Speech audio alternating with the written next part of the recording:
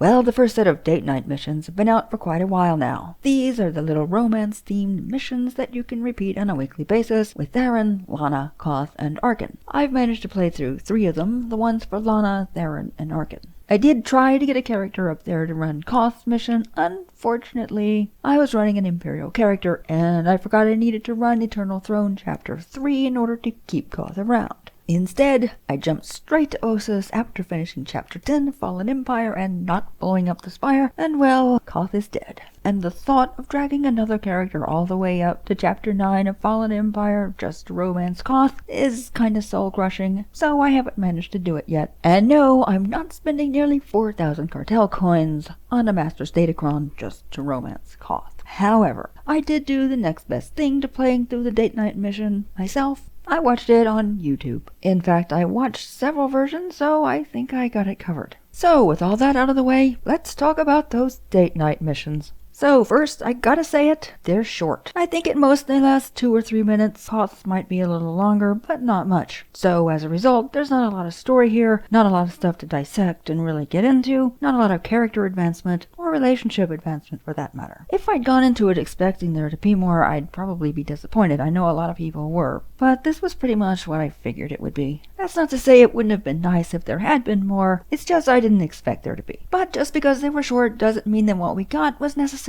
all bad. The production values are good, which is to be expected. They're fully voice acted, which is great. I wasn't entirely sure if that would be the case. They said it would be cinematic only, so I wasn't expecting KOTOR-style dialogue or anything, but I wasn't sure how much PCVO there would be. So I was pleasantly surprised on that count. And I thought the missions did a good job of reflecting the different characters' personalities, too. The workaholic Theron can't put his datapad down, even on a date. Arkin confesses he's not very good with words, and I think we can all attest to that, given what we saw of him during the Knights of the Fallen Empire chapters. So him choosing a physical activity, especially sparring, since he's done that since he was a child, as a way to center himself and spend time with his partner, seemed very in character to me. The ever-analytical and pragmatic Lana chooses to play Dejarik on a date, and Koth has always been about Zakul and his friends, so it's no surprise that his date involves having the PC meet all of his friends from Zakul. The missions also play out a little differently depending on your choices. They don't change radically, of course, and some have more variation than others. Koth's and Arkin probably have the most variation depending on PC choice, while Lana's doesn't change much at all. I mean, there are some differences in the dialogue depending on what you choose, but the outcome never changes, so you can never beat Lana at Dejarik. But I guess even small differences are a good thing when the missions are repeatable like these. And I'd say the repeatable nature of these missions is both good and bad. If you're someone who's just craving a little romance content with your favorite character, then it's great to be able to go on this mission and just hang out and do some romance stuff. But if you were hoping for something that kind of advances or deepens a relationship, these won't do it. Because you'll always be meeting Koth's friends for the first time, or just learning that Lana loves Dejarik, or you'll be always fighting with Theron to take a break. Regardless of how many times he tells you at the end of the date that he's learned to do so, the next one you're back at square one. So depending on what you were looking for with these missions, that could be a little frustrating, to have to keep covering the same ground over and over again. Along these same lines, a couple of the missions, and I'm thinking Lana's and to a lesser extent Koth's, feel like they don't work as well with characters who are up to date with the current storyline. Arkin's and Theron's feel like they could happen pretty much any time, but it feels weird that after your character's been together with Lana for 3 or 4 years, however long it's been in-game, that they're just now learning that she loves Dejarik, especially considering how much she apparently loves it. Or that Koth would have waited this long to introduce you to his friends. To be fair, Koth has a little variation depending on whether or not you finish the Knights of expansions. It's not a big thing by any means, but it's there, and you don't see this with any of the other missions. To make them work for me, I kind of have to look at them as little flashbacks to an earlier time in the relationship, because they just don't make any sense for the current timeline, at least for me. That gripe aside, I think it's a good thing that they're repeatable, and I think it's a good thing that they're available from the time you lock in the romance. After all, nobody should have to slog through Runic or cleaning cantinas to get to a date night scene, and it's always fun to be able to replay a scene that you enjoyed, and frankly I wish we had more repeatable story content in the game. So with all that being said, if I were going to rank them, I guess I'd put Koth's on top. And that might come as a bit of a surprise since we've made no secret that we're not big Koth fans on the channel. but his mission is the longest, and has the most variation depending on PC choices. He even refers to your character as the Outlander if you haven't yet finished the Knights Up expansions, or he describes you as the one who led the charge against the Cool if you have, which is a nice little touch that makes it feel far less one-size-fits-all than it otherwise would have. The first encounter with his surly friend and those disgusting grub things adds some humor, and that's always fun.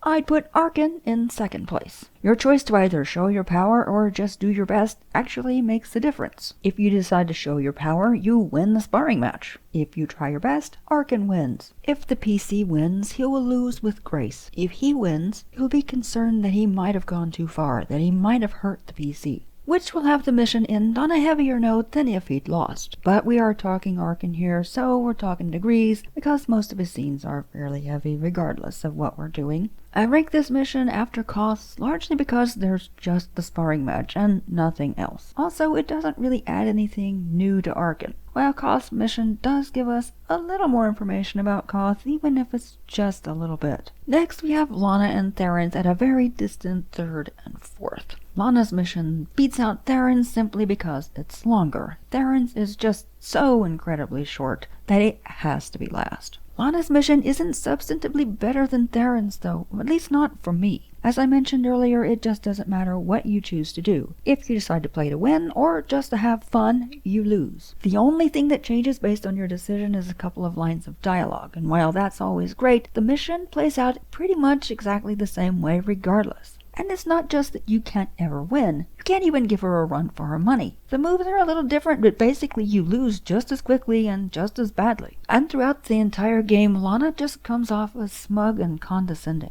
I guess you have a chance to kind of call her out on this when in the end she gives you this false compliment about how well you played. You can tell her that she doesn't need to feel forced to compliment you, that people are doing that to you all day long, and that was a nice touch, but overall I just didn't enjoy this mission. Granted, I'm not a Lana fan, but I don't think my opinion would change much even if I were. This just isn't a good mission, and it doesn't show Lana off in the best light, at least not to me.